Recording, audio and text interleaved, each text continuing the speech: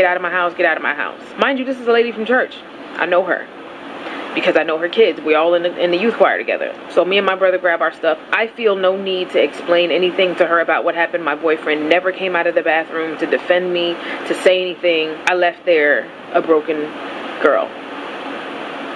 And when I got in the truck and I sat down, I started crying because it hurt so much. And my brother was like, what's wrong? And I was like, nothing. So we drove home, and then when we got there, it's not even late. Like, it's maybe 8:30, maybe 9 o'clock. It's not even that late because choir rehearsal let out kind of early. So we get home, and my dad is still up.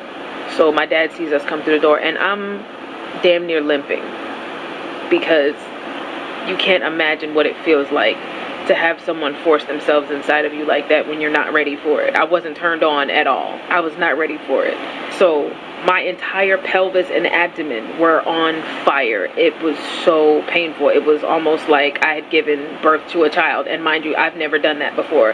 But I can imagine that that's probably what it feels like to have something that big into a hole that small that wasn't ready.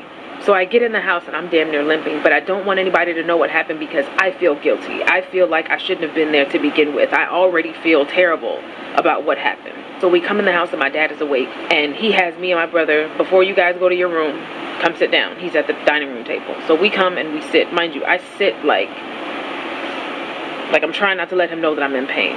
He goes, where are you guys coming from? And I was like, choir rehearsal.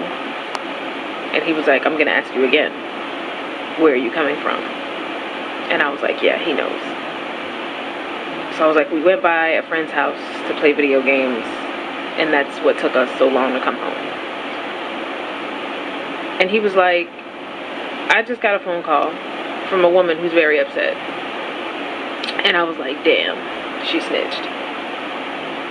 He said she was at prayer meeting or some kind of something to do with church she was at, and she said she had this feeling she couldn't shake, that she needed to go home. I'm gonna try not to cry.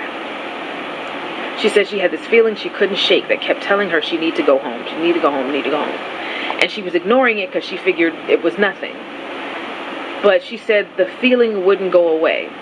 And eventually, it was so unbearable, she had to get up from whatever she was doing at church and go home.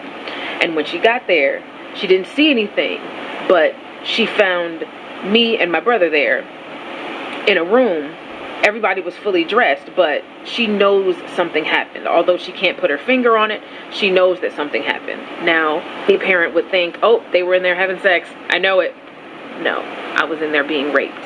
And God sent that woman to stop him from what he was doing. She doesn't even understand that she saved me.